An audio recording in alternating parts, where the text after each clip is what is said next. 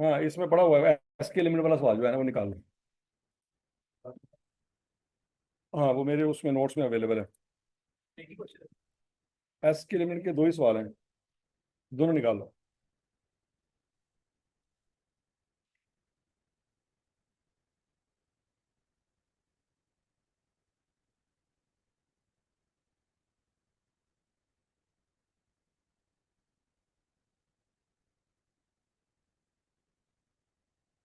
क्या वो नोट्स निकाल के देना था मुझे?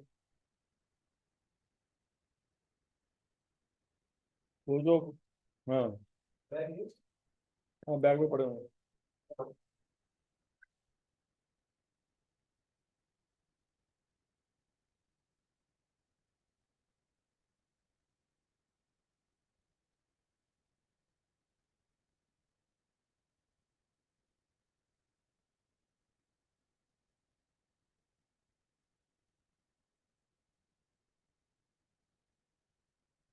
अभी जीते आप।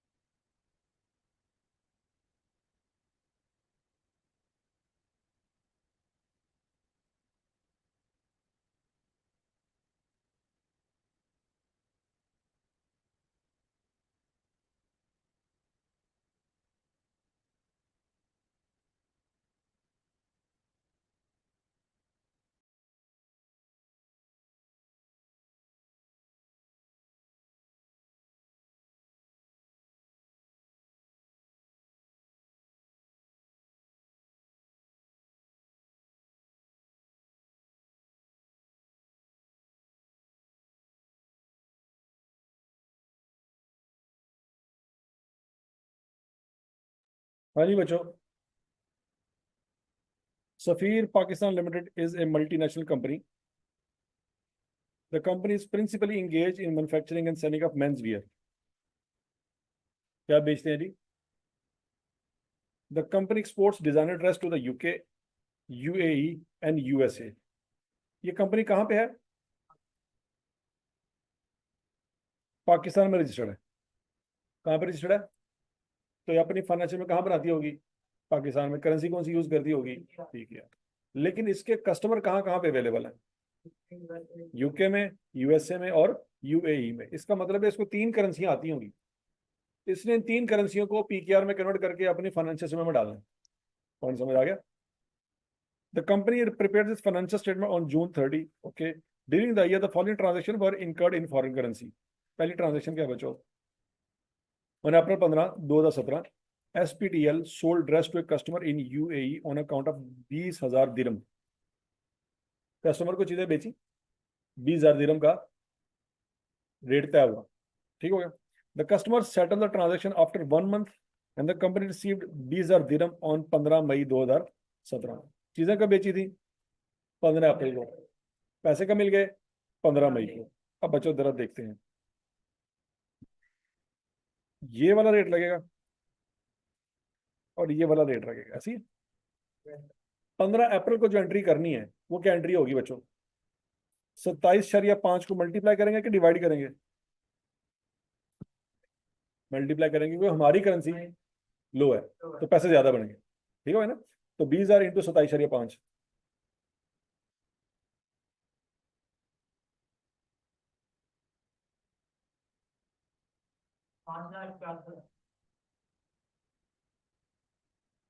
$5,50,000। क्या एंट्री पास करेंगे? क्या डेबिट करेंगे, क्या क्रेडिट करेंगे? हैं? डेटा डेबिट और सेल क्रेडिट। 15 मई को जब पैसे मिलेंगे तो कितने पैसे मिलेंगे?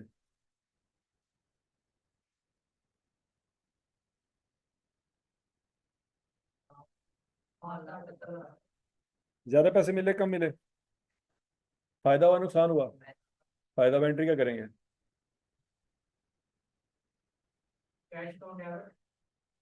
मतलब नॉर्मली जो दिरहम आते हैं ना तो उसको हम बैंक के थ्रू लेके आते हैं। ठीक है। बैंक अकाउंट डेबिट, रिसीवेबल 550 से क्रेडिट और फॉरेक्स गेन 20,000 से क्रेडिट। ये पहली ट्रांजेक्शन समझ आ गई थी। अब दूसरी ट्रांजेक्शन पढ़ें।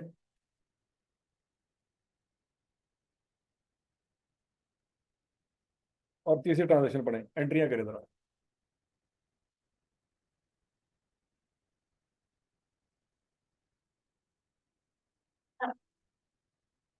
क्या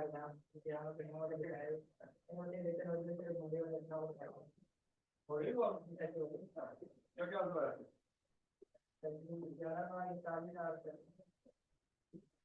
क्या डेबिट करेंगे, क्या क्रेडिट करेंगे?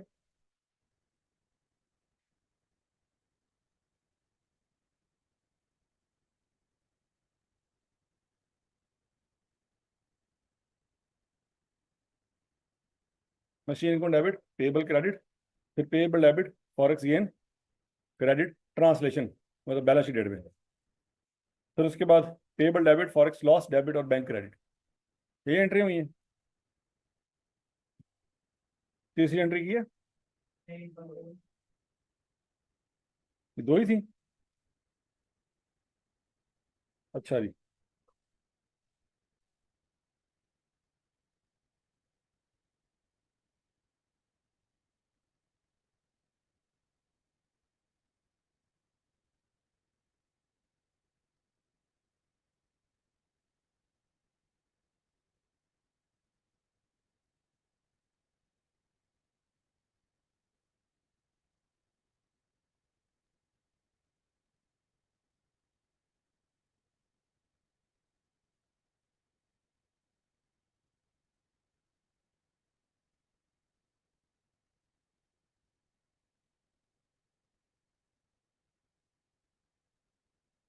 ये क्वेश्चन नंबर 5 है। ये बच्चों को पीडीएफ मिल जाएगी, आप परेशान ना हो। अच्छा जी बच्चों, क्वेश्चन नंबर 6 नोट कर लो, वो आपका होमवर्क है।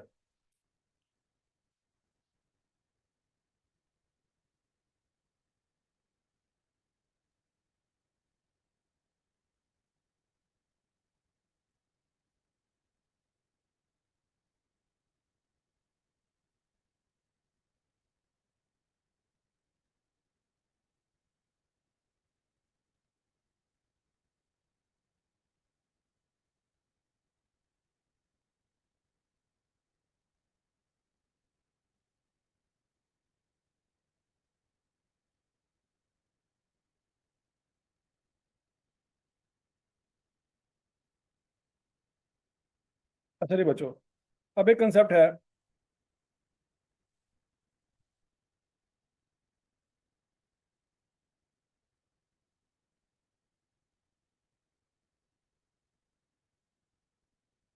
Transaction date.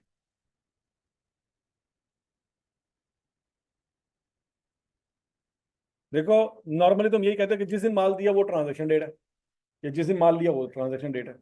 समटाइम ऐसा होता है कि आपने माल दे दिया, अगले तक पहुंचा ही नहीं, अगले तक 15 दिन बाद पहुंचा, तो फिर ट्रांजैक्शन डेट कौन सी है? देखो, सेलर और बायर दोनों इकट्ठे मौजूद है ना, एक ने दूसरे को चीज पकड़ाई, दूसरे ने चीज पकड़ ली सेम डेट पे, तो ट्रांजैक्शन डेट तो आपको क्लियर है। लेकिन मसला ये है कि सेलर बैठा है पाकिस्तान में, बायर बैठा है दुबई में, तो आपने यहाँ से चीजें भेजी हैं, तो वो कहेगा भाईजान जब दुबई में मेरे पास चीजें आएंगी तो तब मैं मानूंगा चीजें तुमने भेजी हैं। हम कहना कि हमने चीजें भेज दी हैं, तो हम तो तब मानेंगे ना कि हमने चीजें भेज दी हैं। हमारा उनका फड्डा हो गया आपस में, समझ लगी? तो फिर देखना यह है कि एंट्री किस दिन पास होगी, जिस दिन हमने माल भेज दिया, या जिस दिन उसने फोन करके कहा भाईजान माल पहुंच गए। पॉइंट समझ आया कि नहीं आया? तो इस सिनेरियो में दो तरह के इश्यू होते हैं, उनको पहले समझना है कि आप बैठे हैं पाकिस्तान में और आपको दुबई से चीजें आनी है या दुबई चीजें पहुंचानी है।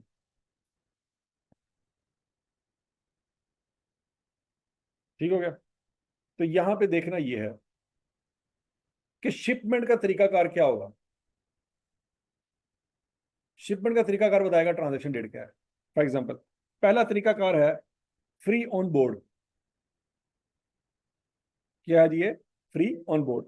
फ्री ऑन बोर्ड कहता है, तरीका ये कहता है कि भाईजान मेरी दुकान है दुबई में, मैं कहता हूं कि मैं पाकिस्तान में बैठा हूं।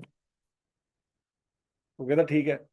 कहता यार देखो, मैं माल पाकिस्तान नहीं पहुंचा सकता, मुझे नहीं पहुंचाना था माल, मैं मैक्सिमम तुम्हारे लिए ये कर सकता हूं कि मैं माल तुम्हें अपने बंदरगाह तक पहुंचा दूं, ठीक है, दुबई की पोर्ट तक पहुंचा दूंगा। दुबई की पोर्ट से पाकिस्तान आना और फिर पाकिस्तान से लाहौर में लेके जाना ये तुम्हारा मसला है, मेरा मसला नहीं है। तो इसका मतलब ये हुआ कि दुबई की पोर्ट पे जब वो माल उसने रख दिया तो उसने रिस्क का निवाड़ हमारे ऊपर ट्रांसफर कर दिया कि नहीं कर दिया? वो कहेगा भाईजान जिम्मेदारी मेरी खत्म। अब ये जहाज रास्ते में डूब जाए या तुम्हारे तक पहुंच जाए, ये तुम्हारा नुकसान या नफा है, मेरा नुकसान नहीं है। तो उस सूरत में बच्चों जिस दिन उसने माल दुबई की पोर्ट पे रख दिया वो ट्रांजेक्शन डेट होगी, क्योंकि रिस्क का निवाड़ा हमारे ऊपर ट्रांसफर हो गया। लॉजिक समझ आई? इसको क्या कहते हैं? Free on board. तो फ्री ऑन बोर्ड में बच्चों टाइम, ट्रांजेक्शन का टाइम क्या होगा? Date that the goods are loaded on to a ship. Free on board में वो ट्रांजेक्शन डेट होगी जिस दिन उस बंदे ने शिप में माल रखवा दिया। बस वो रखवाया, उसने फोटो खींची हमें सेंड कर दी कि भाईजान शिप के उत्ते फलां कंटेनर तो थोड़ा माल पिया है, ए तस्वीर ने ए मैं जा रहे हैं। अब रस्ते में कंटेनर डूब जाए उसका नुकसान नहीं है, क्योंकि उसने तस्वीरें खींच खूंच के अपना काम मुकम्मल करके चला गया। पॉइंट समझ लग गया? तो जिस दिन उसने माल शिप पे रखवाया उसकी जिम्मेदारी खत्म, रिस्क का नंबर हमारे ऊपर ट्रांसफर हो गया। तो बच्चों ट्रांजेक्शन डेट वही डेट होगी। दूसरा तरीका ये है कि वो कहता है भाईजान कंपटीशन बहुत ज्यादा है, मैं आपको ज्यादा सर्विस प्रोवाइड करूंगा। वो कहता है जी माल कराची तक मैं लेके आऊंगा, आगे आपने लेके जाना, और कराची की पोर्ट से वो जो कस्टम वालों और एक्साइज वालों का मसला भी मैं हल करवा के दूंगा। समझ आ गई बात? तो उस सिनेरियो में उसको कहते हैं कॉस्ट, इंश्योरेंस एंड फ्रेट। मतलब वो कॉस्ट भी आपसे लेगा, वो चीज की जो कीमत बनती है, वो जो ट्रैवल का खर्चा है वो भी आपसे लेगा, और उसके दौरान अगर शिप तबाह हो सकता है तो इंश्योरेंस भी वो लगाएगा, तो आपसे पैसे निकलाएगा। उसको कहते हैं कॉस्ट, इंश्योरेंस एंड क्रेडिट। पहले वाले सिनेरियो में सारा कुछ आपको बर्दाश्त करना पड़ेगा, वो कहेगा भाईजान है माल इतना रख देता बस तुसी ला जाओ। जैसे दुकान वाले, वो कहना हमारी यहाँ पे दुकान पे सामान पड़ा हुआ है, ये पकड़ो और ले जाओ, हम तुम्हें घर नहीं पहुंचाने आएंगे माल। समझ लगी? अगर आपने मोबाइल लेना है तो क्या करें? फीस सेंटर जाए, पैसे दे मोबाइल घर ले गए, तो क्या फीस सेंटर वाले मोबाइल आपको घर में पहुंचाएंगे? नहीं। लेकिन अगर आप मोबाइल लेंगे क्या कहते हैं कहाँ से, अमेजोन से या दराज से, वो क्या करेंगे? वो आपको घर तक मोबाइल पहुंचा के जाएंगे। तो दराज वाले एक्स्ट्रा खर्चा भी बर्दाश्त कर रहे हैं, कौन सा? ट्रांसपोर्टेशन। फिर कैश ऑन डिलीवरी है, आपको पहले माल पहुंचाएंगे फिर आपसे पैसे मांगे। समझ लगी है? तो दोनों के कारोबार में फर्क है। एक कारोबार क्या कहता है, भैया दुकान पे आओ, माल उठाओ, घर जाओ, फ्री ऑन बोर्ड, ठीक हो गया। दूसरे वाले क्या कहते हैं कि भाईजान हम आपके घर में आके माल डिलीवर करेंगे। जिस तरह से फूड पांडा है, फूड पांडा से अगर कोई चीज मंगाए तो अब क्या करते हैं? पहले जमाने में तो फ्री होता था, अब क्या करते हैं? वैल्यू एडेड टैक्स भी डालते हैं और अपने प्लेटफॉर्म फी भी डालते हैं। ठीक हो गया? क्यों? क्योंकि वो कहते हैं भाई जन आपके घर तक पहुंचाया है, तो वो आपसे ज्यादा पैसे चार्ज कर रहे हैं। लेकिन यही चीज अगर आप होटल में जाके खा लें तो आपको प्लेटफॉर्म फी नहीं पड़ेगी। और पॉइंट समझ आ रहा है कि नहीं आ रहा? और बोलो तो सही। ठीक है जी। अच्छा, अगर तो आपकी ट्रांजैक्शन हो रही है कॉस्ट, इंश्योरेंस, फ्रेड बेसिस पे, तो फिर उस सूरत में याद रखना आपकी जो डेट होगी कौन सी होगी? The transaction date will generally be the date that the goods are offloaded at the destination harbour. मतलब कराची की पोर्ट में जब माल पहुंचेगा वो डेस्टिनेशन है, वहां पे जब माल पहुंच जाएगा उस दिन वो कहेगा मेरी जिम्मेदारी खत्म।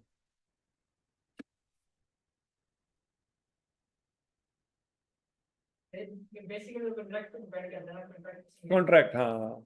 ठीक है जी। माल दोनों दफा दुबई से आया है।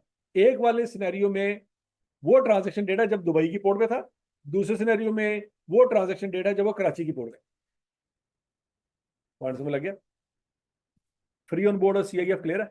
तो जब वो सवाल में बताएगा कि भाईजान ये CIF है, तो कौन सी ट्रांजैक्शन डेट लेंगे? बोलो तो सही।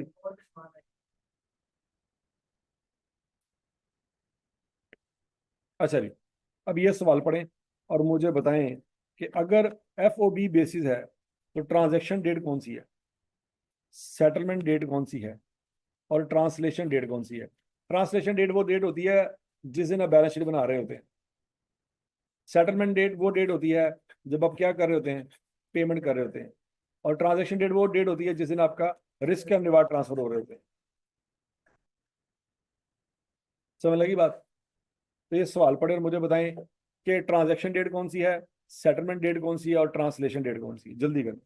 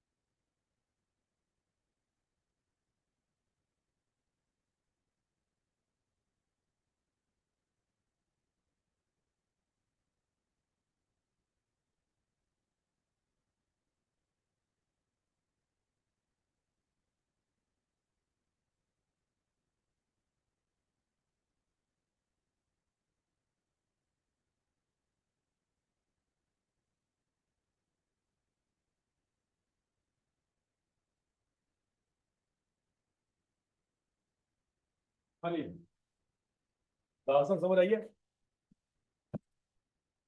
पढ़ लिया है। पढ़ लो पढ़ लो पढ़ लो, शाबाश।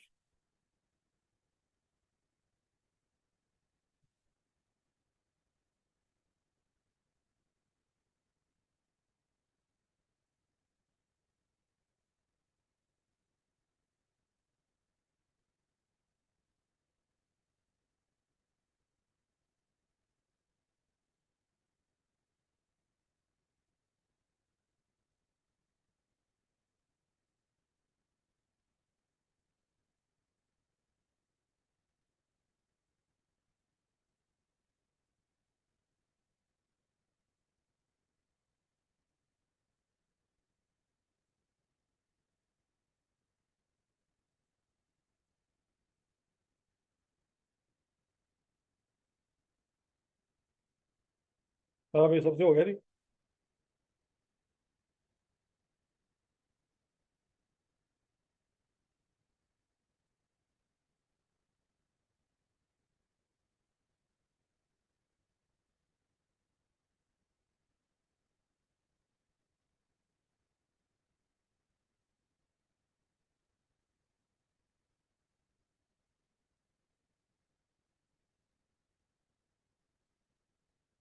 देखो बच्चों, वो कहता है 13 जनवरी 2014 वाले दिन Home Limited fax an order for 1000 yellow bicycle to Far Away Limited.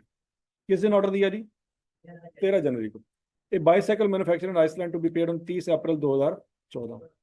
किस दिन पेमेंट होनी है? 30 अप्रैल 2014 वाले दिन। ये पेमेंट डेट है, ये सेटलमेंट डेट है। ठीक हो गया।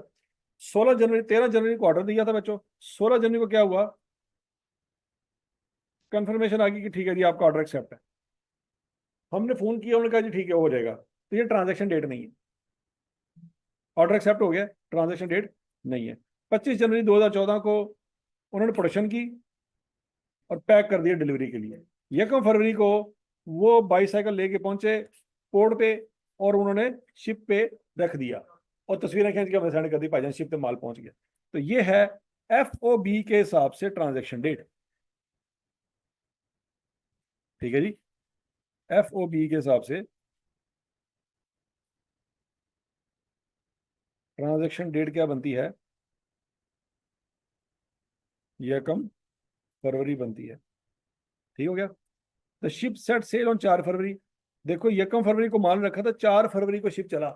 इसका मतलब है 4-5 दिन शिप को भरने में लग जाते हैं। हजारों कंटेनर रखने थे उसमें, तो हजारों कंटेनर एक दिन में नहीं रखे जाते। समझ लगी? Due to the stormy weather it only arrived at the port in homeland country on 31 March 2000 14। कब हमारे पास माल पहुंचा? 31 मार्च को। The bicycle were offloaded and release from the custom on the same date. 5 अप्रैल 2014 वाले दिन the bicycle finally arrived in Home Limits warehouse. Far Away was paid on 30 April 2014। Settlement date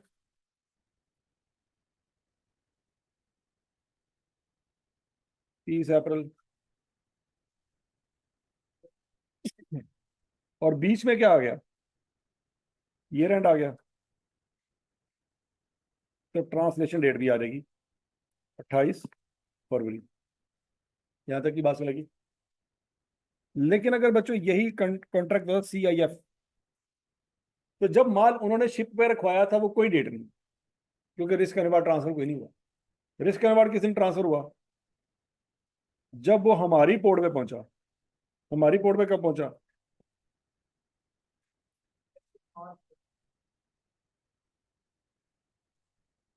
31 मार्च को पहुंचा है, होमलैंड कंट्री। 31 मार्च वाले दिन transaction date count होगी। फिर सेटलमेंट डेट 30 अप्रैल को। अब अगर ट्रांजेक्शन डेट ही 31 मार्च है, तो उससे पहले तो ईयर एंड हो चुका है। तो ट्रांजैक्शन डेट और सेटलमेंट डेट के दरमियान ईयर एंड नहीं आया, तो ट्रांसलेशन की नौबत नहीं आनी। ट्रांसलेशन डेट कब आएगी? जब किसी कॉन्ट्रैक्ट के शुरू होने और खत्म होने के दरमियान ईयर एंड आ जाए। समझ लगी ना? कॉन्ट्रैक्ट शुरू हुआ 31 मार्च को, खत्म कब हुआ है? 30 अप्रैल को। तो ईयर एंड तो बीच में आया नहीं, ईयर एंड तो पहले ही खत्म हो चुका है, तो ट्रांसलेशन नहीं होगी। यहां तक की बात में लगी कि नहीं? समझ लगी? तो और भी फंडिंग होती है। क्या होती है? ये भी करते हैं कि बहुत ही जो चैनल वाले के बगैर चीजें मतलब चले जाते हैं। हम्म। इसके बाद सब जाना होता है। हाँ, पहले तो बड़े बड़े पैसे दिए काम सेट कर। ऐसे ही सारे मिले होते हैं, पूरी चेन ऑफ कमांड होती है। अब ये जो कश्ती डूबी जिसमें बंदे मर गए, तो उसमें सिर्फ पाकिस्तान वाले शामिल थोड़ी थे, इंडिया वाले भी शामिल थे, बांग्लादेशी भी शामिल थे। फिर जिस मुल्क में जाना तो उस मुल्क के लोग भी शामिल थे। ये पूरा नेटवर्क होता है। तो एक ही कश्ती में सिर्फ पाकिस्तानी थोड़ी थे, इंडियन भी होंगे, बंगाली भी होंगे। समझ आ रही बात? तो ये पूरा नेटवर्क होता है। जब आपने कोई काम इलीगल करना है ना, तो आप क्या करते हैं? जीरो से लेके एंड तक हर एक बंदा देखते हैं कि कौन कौन से इस प्रोसेस में हुआ है। सबको राजी करना होता ये सिस्टम बन जाता है इससे। है। सस्ता पड़ जाता है, लेकिन साल बाद एक कंटेनर पकड़ा गया तो सारा नुकसान पूरा। जो आपको फायदा हुआ तो नुकसान हो गया। मसला तो यही है ना, कि आपने सारा साल 15 कंटेनर बेचे, फायदा अन्यवा हुआ, एक पकड़ा गया तो सारा ही आपका फायदा। लेकिन जो बंदे साथ मिले होंगे उनका भी खतरा होगा कि वो बाहर को बाहर ही ना कर दे। और डेफिनेटली, अब अगर तो उन्होंने कहा कि बस ठीक है, कानूनी कार्रवाई करो, कंटेनर फड़ो, बंदे ने फाड़ के अंदर कर दो, ताकि साढ़े नाम ही ना आए। बात होने लगी है। तो फिर उसको जाके बताते हैं कि यार देख, तू निकल आएगा, साढ़ा ना दसेंगे तो भी फंसे जाएंगे। हाँ, तू निकल आएगा कल फिर कारोबार कर ली, तो जे अस्सी भी फड़े गए तो कल तो कहते ना बाद बाहर निकल के डील करेगा। नहीं समझ आई? आज भी आज। तो इस तरह से वो फिर क्या कहता है, चलो ठीक है यार, अगर उसने दोबारा वही काम करने हैं तो चुप रहेगा। लेकिन जब वो कहेगा अल्लाह तौबा, क्यों निकलने का फायदा ही कोई नहीं होते, फांसी है, फिर वो दसेगा भाईजान भी सी है भी सी है भी। नहीं समझ आ रही? D&D Limited is a listed company having its operation within Pakistan. During the year ended 31 December 2016, the company contracted to purchase plant and machine from a US company. The term and condition thereof are given below. Plant purchase करना है बच्चों। Total cost of the contract कितनी है जी? $1,00,000।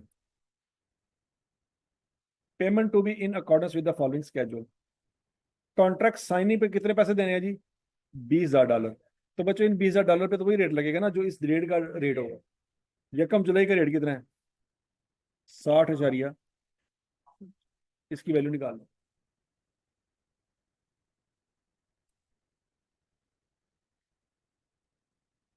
12 लाख 10 हजार।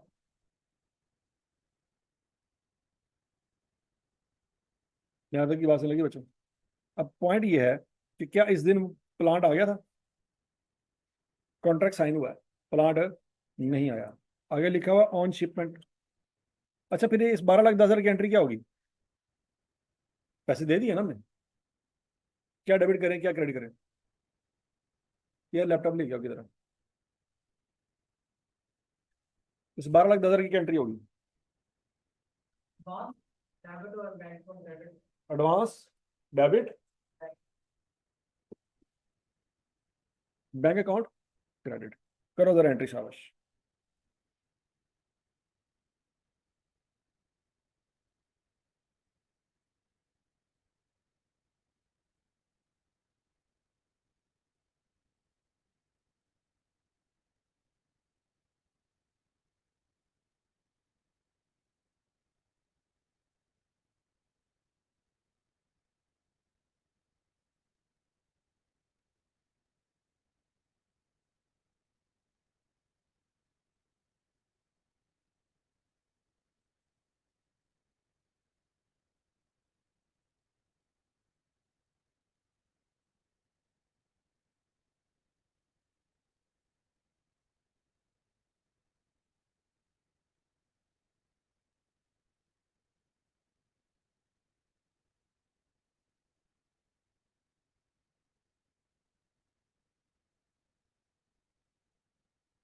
क्या entry होगी जी?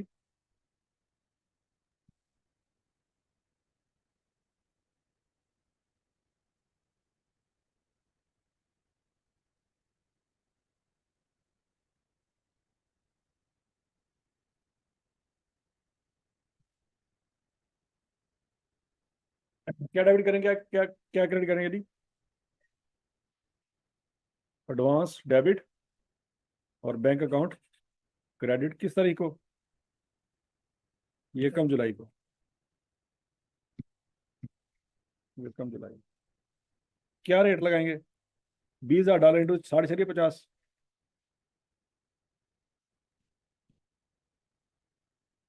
क्या आंसर आएगा? 12,10,000। सब लगी बात? अच्छा, फिर क्या हुआ जी? शिपमेंट डेट सितंबर 30 को, शिपमेंट हुई तो $50,000 होती है। तो बच्चों फिर इस पे रेट लगेगा सितंबर वाला, 61.00। शिपमेंट डेट क्या है? Risk and reward of ownership are transfer to the on the shipment. इसका मतलब है उस दिन सारे का सारा प्लांट मिल गया या 50% प्लांट मिला हमें? बोलो तो सही। क्या प्लांट सारा मिल गया है या 70% मिला है? प्लांट सारा मिल गया है, तो प्लांट सारा डेबिट होगा। उतना डेबिट नहीं करेंगे जितने पैसे दिए। मतलब आपने प्लांट ले लिया, पैसे 1 रुपया भी नहीं दिया, तो क्या प्लांट डेबिट नहीं होगा? डेबिट तो होगा। ठीक हो गया। तो प्लांट सारा डेबिट हुआ है। प्लांट सारा डेबिट होने से मुराद ये है कि प्लांट आपका $1,00,000 का है। तो उस दिन आपने, जिस दिन आपके ऊपर शिपमेंट के ऊपर रिस्क एंड रिवार्ड ट्रांसफर हो गया, तो प्लांट डेबिट करना शुरू कर दें आप। ठीक हो गया। तारीख क्या बनती है जी? 30 सितंबर।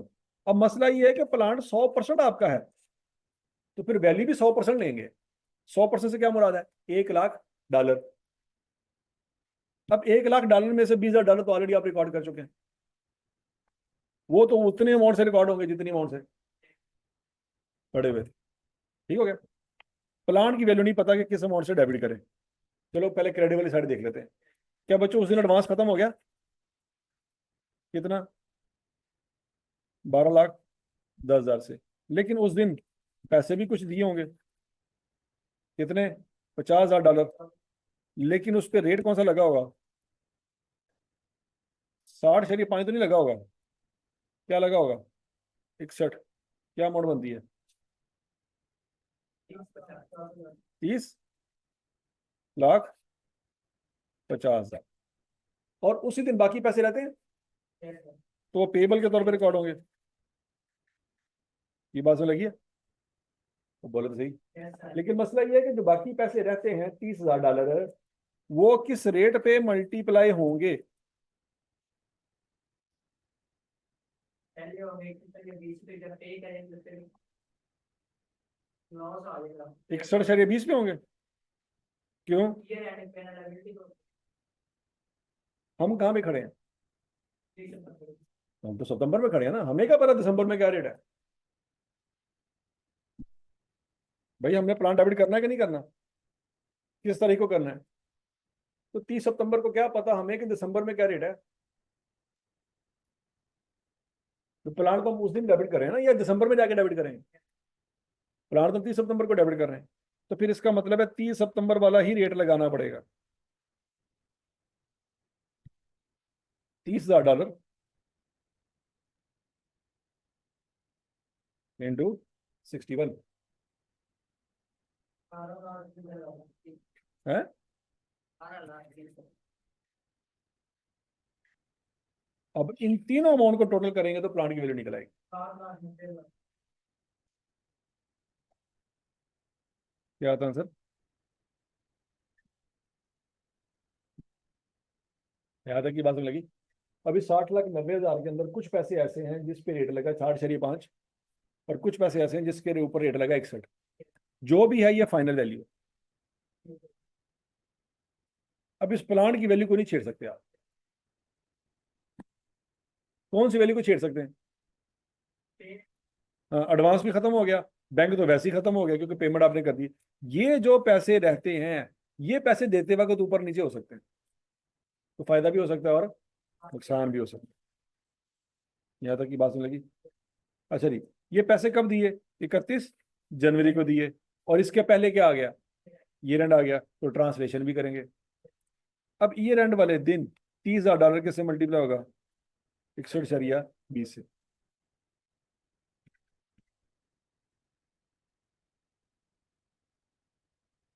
अच्छा बच्चों, पहले इस पे क्या कौन सा रेट लगाया था? 61.0। अब क्या लगेगा? 61.20। तो इसका मतलब क्या हुआ? डिफरेंस से मल्टीप्लाई कर दो $30,000 को।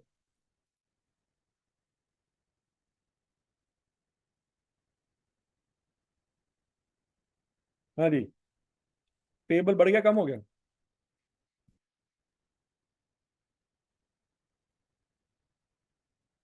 तो डेबिट क्या होगा बच्चों? नुकसान हो गया ना। कितना नुकसान हो गया?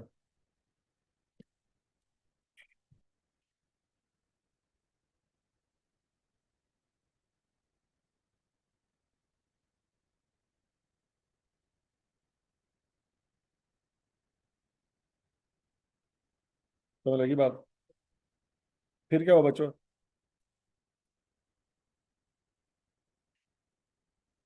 31 जनवरी को पेमेंट हुई है 61.5 के हिसाब से।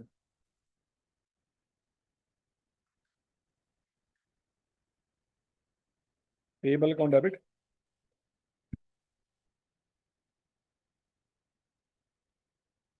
Bank credit.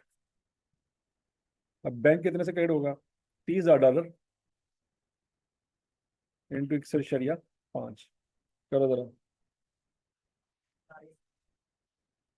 18,45,000 रुपये देना पड़ेगा सी। लाइबिलिटी तो टोटल कितनी बच चुकी थी हमारी? 18,36,000। तो लाइबिलिटी कम थी, पैसे ज्यादा दिए हैं, तो मजीद लॉस आ गया। ये फॉरेक्स लॉस कैसे निकाल सकते हैं बच्चों? $30,000 इंटू 61.5 माइनस 61.2।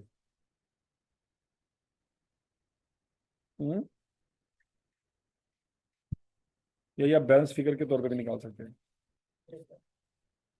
जैसे मर्जी निकाल लो।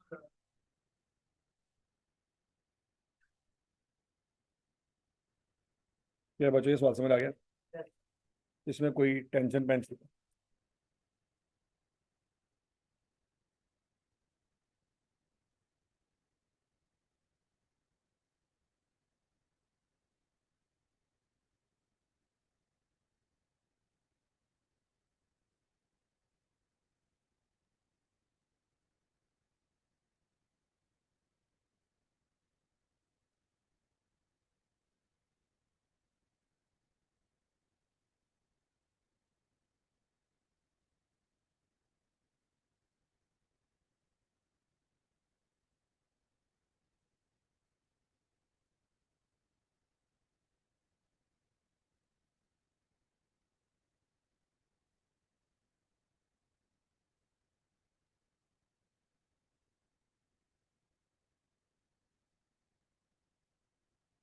अच्छा नहीं बच्चों, अब हमने पढ़ना है जी foreign loan.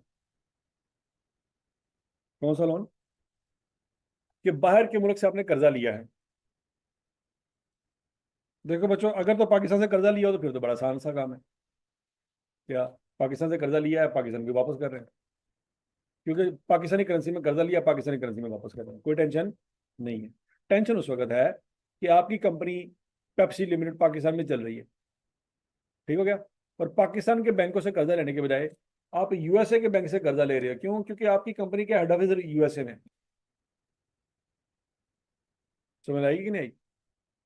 Pepsi company Pakistan में भी रजिस्टर्ड है, लेकिन इसकी पेरेंट कंपनी या इसकी जो मेन हेड ऑफिस है वो कहाँ पे है? यूएसए में। तो कहते हैं वहां से लोन लेते हैं,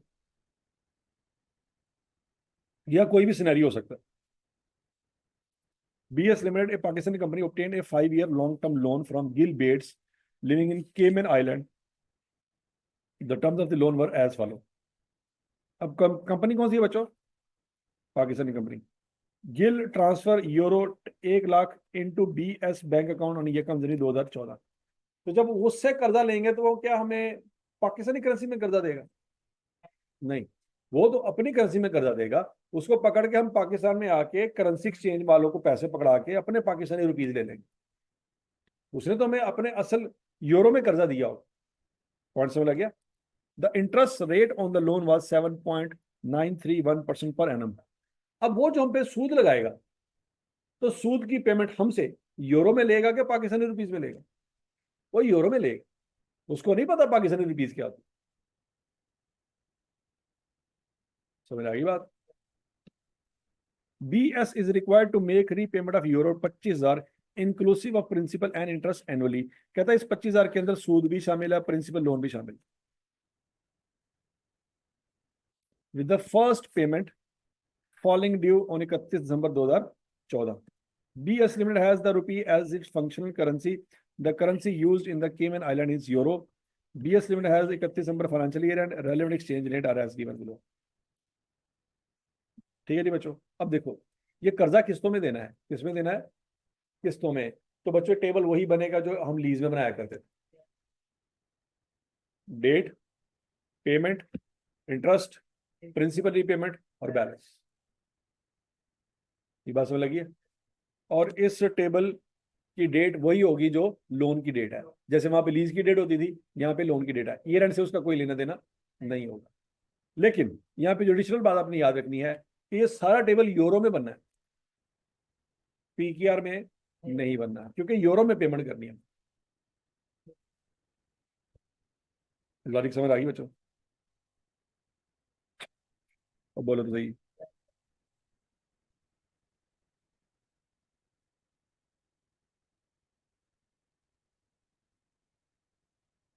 अब जरा बच्चों देखो, कर्जा किस दिन लिया हमने?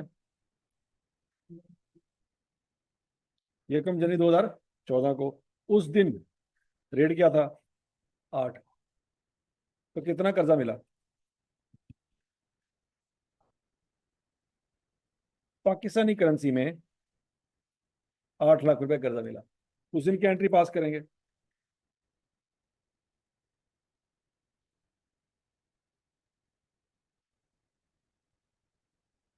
उस दिन क्या एंट्री पास करेंगे बच्चों?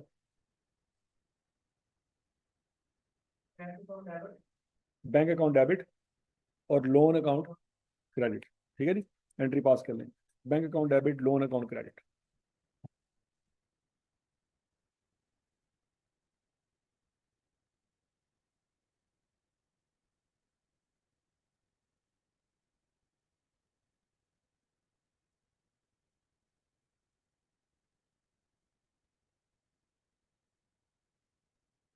कर लिया जी।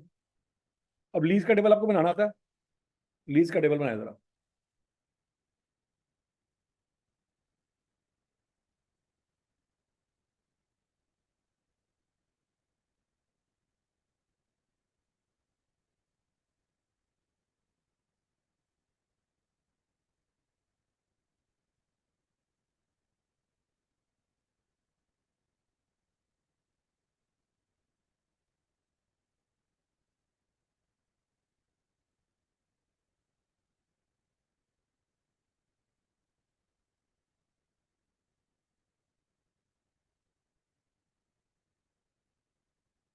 हाँ जी, हो गया जी, टेबल बन गया।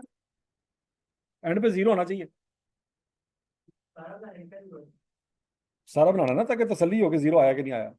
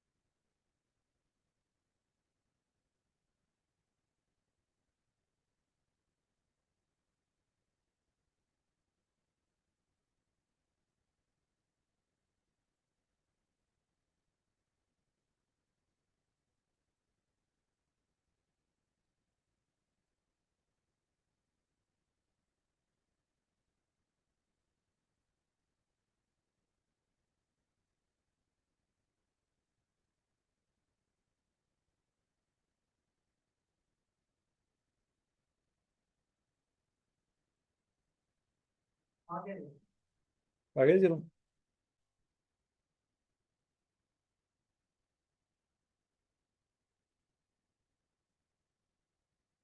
ये देख रहे हैं टेबल। टेबल आपका यूरो में बनना है। किसमें बनना है? यूरो में बनना है, चेक कर लें।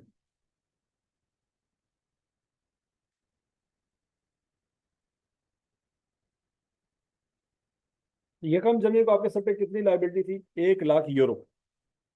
31 दिसंबर को आपने कितने पैसे दिए? 25,000 यूरो। जिसमें से सूद कितना निकला? 7,931 यूरो। लोन में कितनी कमी आई? 17,069 यूरो। तो वो 1 लाख में से बच्चों माइनस करेंगे तो 82,931 यूरो का बाकी कर्जा रह जाएगा। यहाँ तक की बात सुन लगी? एंड सो ऑन, चलते जाएंगे, एंड पे आंसर जीरो आ जाएगा। ये टोटल पेमेंट है बच्चों, 1,25,000। मैंने आपको बताया था इसी के दो टुकड़े होते हैं, एक ये वाला टुकड़ा और एक ये वाला टुकड़ा। याद है ना? लीज में हमने कहा था ये लीज पेमेंट है, वो इंटरेस्ट है, और वो प्रेजेंट वैल्यू लीज पेमेंट है। ठीक है ना? तो वो बच्चों ऐसे ही 1,25,000 टोटल पेमेंट है, उसमें 25,000 का सूद है और 1 लाख रुपए ओरिजिनल लोन था। तो लगी बात? अगला पॉइंट। अब बच्चों मसला ये है कि आपने एंट्रियां पास करनी है पाकिस्तानी कंपनी में। कब पास करनी है? पाकिस्तानी कंपनी में। तो अब ने आपने साल के अंदर 25,000 दिया। देखो, यकम जनवरी को कर्जा लिया था ना, तो यकम जनवरी को तो एंट्री पास कर ली। अब पूरा साल गुजर गया, साल के अंदर आपने पैसे देने हैं। पैसे कितने दिए? 25,000 यूरो। तो 25,000 से एंट्री थोड़ी होनी है। नहीं समझ आई? 25,000 से एंट्री नहीं होनी, क्योंकि ये तो यूरो है। आपने एंट्री किस करेंसी में पास करनी है? पाकिस्तानी रुपीज में। तो बच्चों 25,000 को मल्टीप्लाई करना पड़ेगा 31 दिसंबर वाले रेट पे, क्योंकि ये पैसे आपके अकाउंट में से निकलेंगे।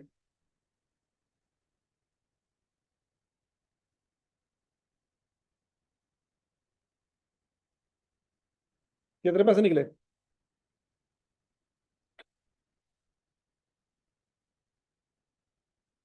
2,12,000। बच्चों बैंक अकाउंट आपका क्रेडिट होगा कितने से? 2,12,500 से। यहां तक की बात समझ लग गई है? बोलो बोलो बोलो बोलो। यहां तक कोई मसला है तो बता दो। क्लियर हो गया? अब इस 25,000 के दो टोटे होने हैं बच्चों, एक इंटरेस्ट का और एक लोन का। अब ध्यान से सुननी मेरी बात। क्या ये सारा इंटरेस्ट 7,931 31 दिसंबर वाले दिन इकट्ठा हुआ है? आपके ऊपर ये सूद 31 दिसंबर वाले दिन पड़ा है? ये रोज का रोज। ये रोज का रोज पड़ता रहा। और रोज के रोज में भी थोड़ा सा डिटेल में सोचें तो ये हर सेकंड पड़ता रहा। और डेट भी चेंज हुआ है।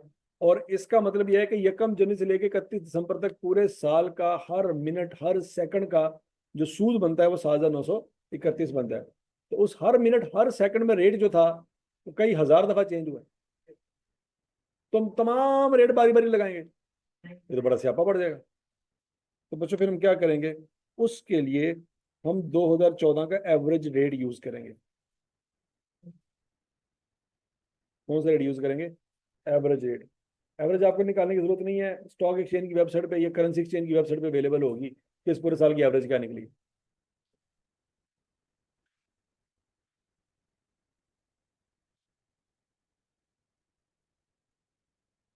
8.2 इंक्लूड किया जा सकता है। है रेट कम ज्यादा मैंने इंक्लूड किया जा सकता हाँ,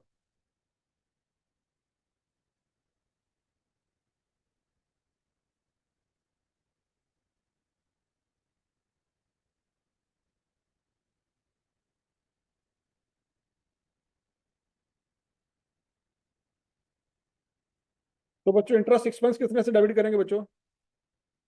65034 से। ये आता आंसर, हमारे एक्सपेंस में इजाफा हुआ। ओके, लाइबिलिटी में कमी कितने से आएगी बच्चों? 17,069 यूरो से। इसको भी तो कन्वर्ट करना होगा ना पीकेआर में, क्योंकि एंट्री पीकेआर में हो रही है। अब अगला पॉइंट बच्चों, डेटर को डेबिट या क्रेडिट जब हम कर रहे होते थे ना पेमेंट करते वक्त, तो उसी वैल्यू पे कर रहे होते थे जो पुरानी वैल्यू हमारे पास पड़ी होती थी। नहीं बात समझ आ रही? यहाँ पे डी एन डी लिमिटेड में याद करो, ये एडवांस हमने जो पे किया था, डेबिट था ना हमारे पास, ये कम जुलाई को। तो जब हमने 30 सितंबर को एडवांस को खत्म किया, तो उसी वैल्यू पे किया ना जिस वैल्यू पे पड़ा हुआ था। हालांकि 30 सितंबर वाले दिन रेट चेंज हो गया था, लेकिन एडवांस की वैल्यू तो नहीं ना चेंज हुई। है समझ लगी बात? अब पॉइंट ये है कि आपकी किताबों में जो लोन पड़ा हुआ है, लोन जो आपने रिकॉर्ड किया हुआ है वो तो 8 रुपए के हिसाब से रिकॉर्ड किया हुआ है। किसके हिसाब से किया हुआ है? तो जब कमी करेंगे वो 8 रुपए के हिसाब से होगी, क्योंकि वो उस अमाउंट पे पड़ा हुआ है, उस रेट पे पड़ा हुआ है। चाहे कमी हो रही है साल के एंड पे जाके, लेकिन जिस वैल्यू पे जिस रेट पे वो पड़ा हुआ है उसी रेट से कमी करेंगे। नहीं समझ आ रही? तो बोलो तो सही। देखो बच्चों, कॉमन सेंस यूज करो।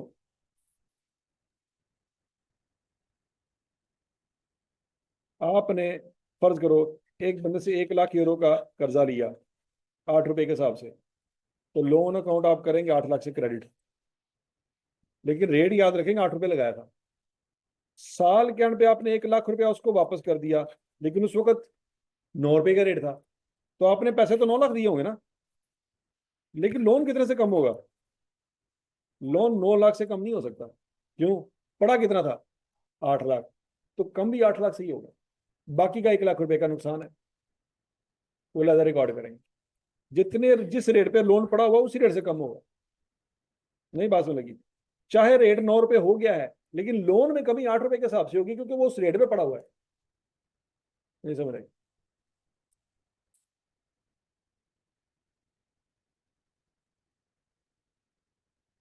अब बच्चों, लोन में कमी आ रही है 17,069 यूरो से। इसको पाकिस्तानी करेंसी में कन्वर्ट करेंगे तो 8 रुपए से मल्टीप्लाई करेंगे। क्यों? क्योंकि 8 रुपए के रेट पे पड़ा हुआ था। क्या आंसर आएगा? 1,36,552। तो बच्चों, आपने इंटरेस्ट एक्सपेंस डेबिट कर दिया, लोन डेबिट कर दिया, बैंक क्रेडिट कर दिया। जब अब ये तीनों एंट्रियां करेंगे ना, तो ये एंट्री मैच नहीं होगी, बीच में गेन या लॉस नहीं कराएगा। करें जरा एंट्री चेक करें कितना गेन लॉस निकलता है।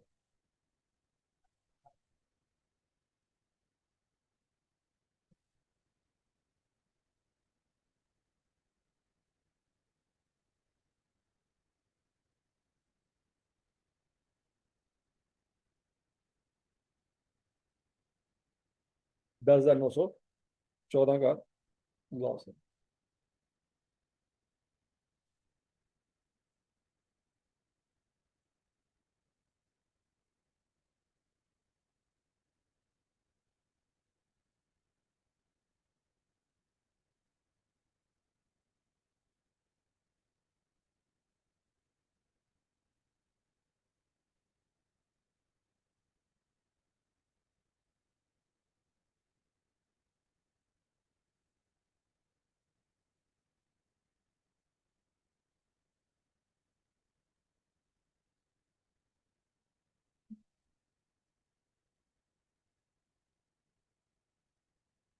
और समझ लगी बात?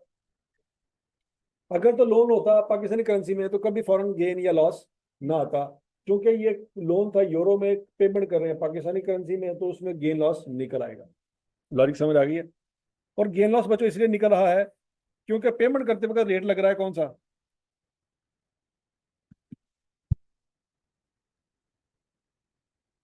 पेमेंट करते वक्त कौन सा रेट लग रहा है? 8.5।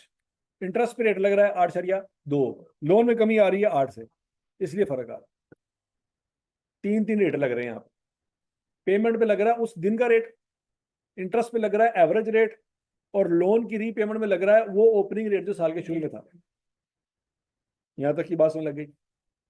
बोलो तो सही। अब बच्चों अगर हम लोन अकाउंट बनाए, कौन सा अकाउंट बनाए?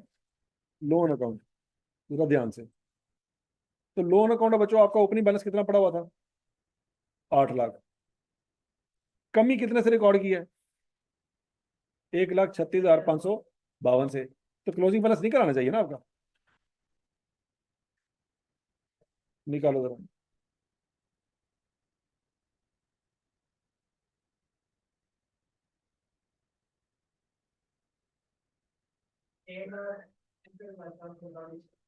6,04,48। क्या ये बात सबको समझ आ गई? ध्यान से मेरी बात सुनिए। 6,63,448, ये हमारा लोन का क्लोजिंग बैलेंस होना चाहिए। लेकिन मसला ये है, बैलेंस शीट डेट आ गई। कौन सी डेट आ गई? बैलेंस शीट डेट पे हम पेएबल को या रिसीवेबल को या लोन को, लोन भी तो पेएबल ही है ना, बैलेंस शीट डेट पे कन्वर्ट करते हैं। उसमें भी गेन लॉस आता है, ट्रांसलेशन करते हैं। ऐसी है ना? और बोलो तो सही।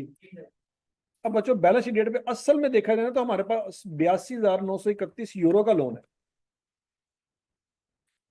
हमारे लेजर में लोन कितना शो हो रहा है? 6,63,448 रुपये। 6,63,448 रुपये। लेकिन टेबल के हिसाब से 82,931 यूरो का लोन वापस करना है अभी। और बैलेंस शीट रेट में बच्चों ये वाला लोन बैलेंस शीट रेट पे आना चाहिए। उस दिन रेट क्या है? 8.5। इसका मतलब ये हुआ बच्चों, ये 82,931 यूरो को 8.5 से मल्टीप्लाई करें, असल में लोन आपने इतना वापस करना।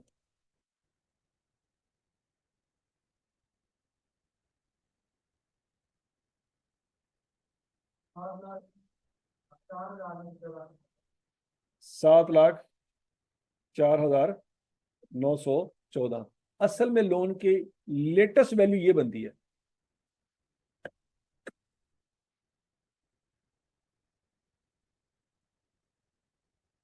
नहीं बात सुन लगी?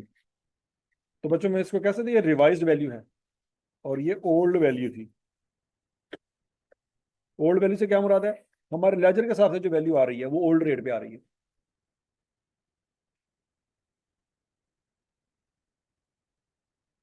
ऐसी है ना?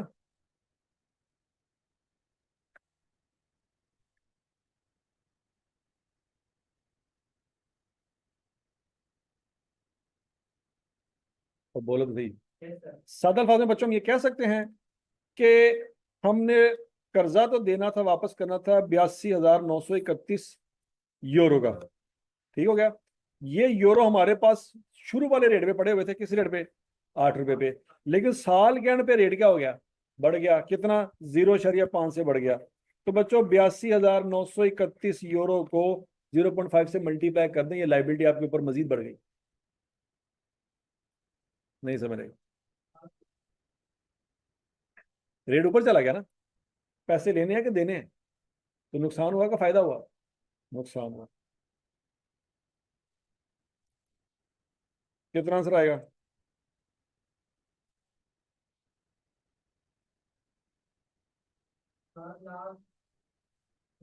है कितना? 41। ये आपको मजीद नुकसान हुआ बच्चों। अब करना क्या है ये याद रखेगा। यहाँ पे आप लिखेंगे 41,400 66 ऐसी है। अब बच्चों इसकी एंट्री पास करेंगे, आप एंट्री क्या पास करेंगे? फॉरेक्स लॉस डेबिट और लोन क्रेडिट। किस दिन को? 31 दिसंबर 2014 वाले दिन।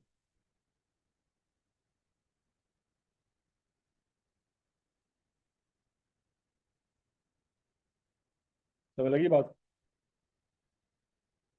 बोलो तो सही। अच्छा, जब आप ये एंट्री पास करेंगे ना बच्चों, तो आपके लोन का फिर कैरी डाउन बैलेंस जो है ना वो नए वाला आ जाएगा। कौन सा? 7,04,914। करके देख लो।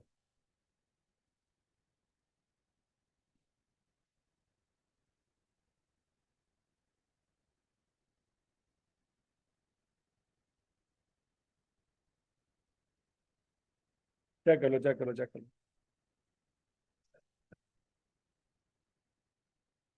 आपका जो कैरी डाउन बैलेंस है वो लेटेस्ट रेट पे शिफ्ट हो जाएगा।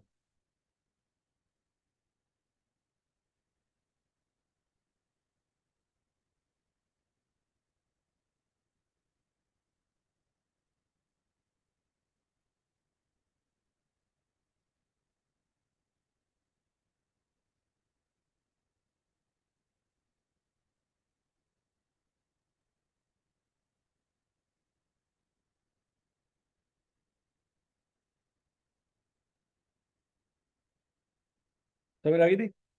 अब आपका लोन जो है ना वो 8.5 वाले रेट पे पड़ा हुआ है। अब वो 8 वाले रेट पे नहीं पड़ा हुआ, आपने रेट रिवाइज कर दिया।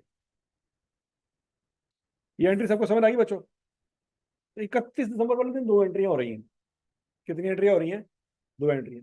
एक तो पेमेंट की एंट्री है, उसमें लॉस निकल आया। और एक जो लोन पड़ा हुआ है उसको लेटेस्ट रेट पे कन्वर्ट करने की एंट्री है, उसमें भी लॉस निकल आया। ये दो एंट्रियां समझ आ गई हैं। अब बच्चों, 31 दिसंबर 2015 वाले दिन आपने मजीद पेमेंट की। कितनी पेमेंट की? 25,000। उसमें सूद कितना दिया? और 18,423 का लोन कम हुआ। अगर बच्चों लीज पढ़ रहे होते और लीज में हमने गाड़ी ली होती और गाड़ी भी पाकिस्तान से ली होती और पैसे भी पाकिस्तानी करेंसी में दे रहे होते, तो हमारी एंट्री सिंपल ही होती।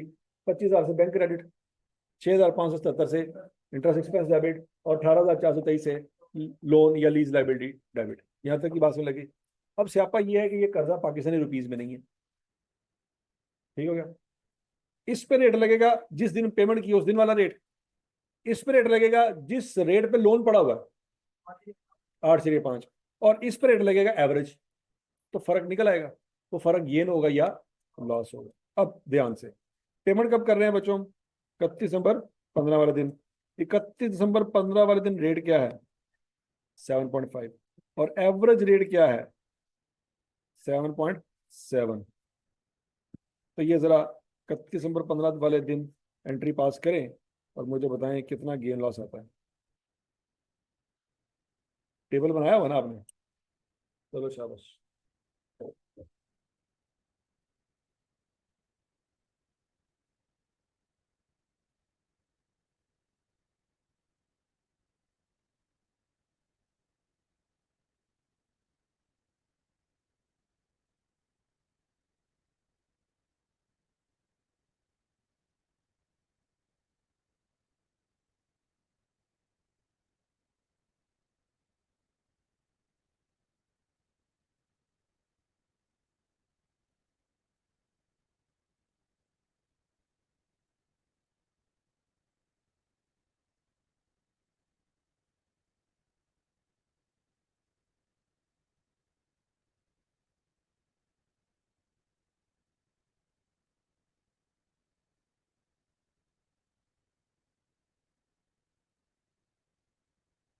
हाँ जी, कर ली एंट्री? कितना गेन लॉस आया?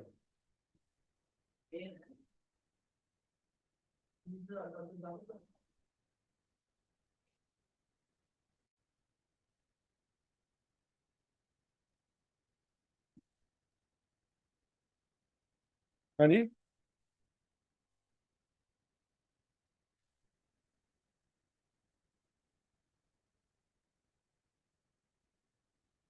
31 दिसंबर 15 वाले दिन बच्चों क्या एंट्री करेंगे? इंटरेस्ट एक्सपेंस डेबिट 50,643 है। लोन डेबिट 1,56,596 से। बैंक क्रेडिट 1,27,500 से। तो बच्चों फॉरेक्स गेन आया 19,739। ठीक है, कन्फर्म। अब अगला स्यापा क्या है, आपने अपने लोन को लेटेस्ट रेट पे कन्वर्ट करना है। आपका लोन किस रेट पे पड़ा हुआ है? पुराने रेट पे पड़ा हुआ ना, 8.5 पे। अब किस पे शिफ्ट करना है? ज्यादा हो रहा है रेट के, कम हो रहा है? फायदा होगा कि नुकसान होगा? बोलो सही। फायदा होगा। तो 1 रुपए का फायदा हो रहा है पर यूरो। ऐसी है। तो इस वक्त 31 नंबर 15 पे आपका लोन पड़ा कितना हुआ है? 64,508। इसको 64,508 से मल्टीप्लाई कर दो, तो 64,508 ही आंसर आएगा। ऐसी है। तो क्या डेबिट करें, क्या क्रेडिट करें?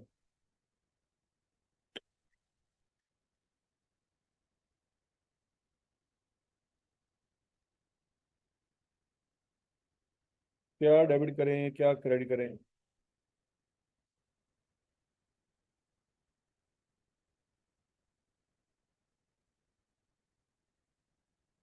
आवाज नहीं आ रही।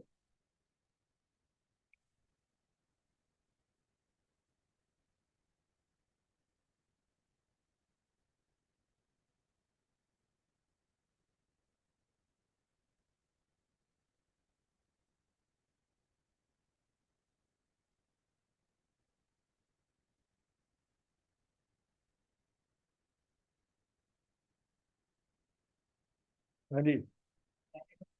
है।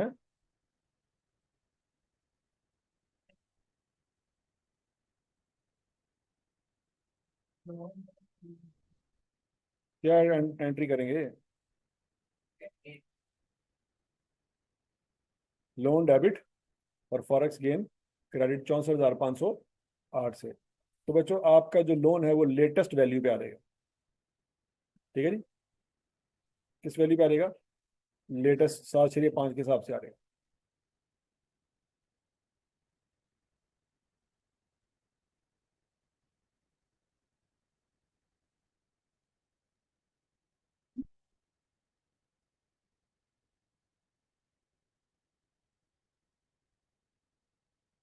तो ये एंट्री सबको समझ आ गई बच्चों? 31 नंबर 14 और 31 नंबर 15 की एंट्रियां मांगी थी, वो हमने कर ली है। यहाँ तो कोई मसला है तो बता दो। क्लियर? कल इंशाल्लाह इसी को हम आगे कंटिन्यू करेंगे। कल से मुराद है नेक्स्ट वर्किंग डे। अब बीच में छुट्टियां आ रही हैं बच्चों, रिजल्ट की वजह से। अब आपकी क्लास कब होगी? मंडे और ट्यूसडे छुट्टी है, वेडनेसडे को क्लास होगी।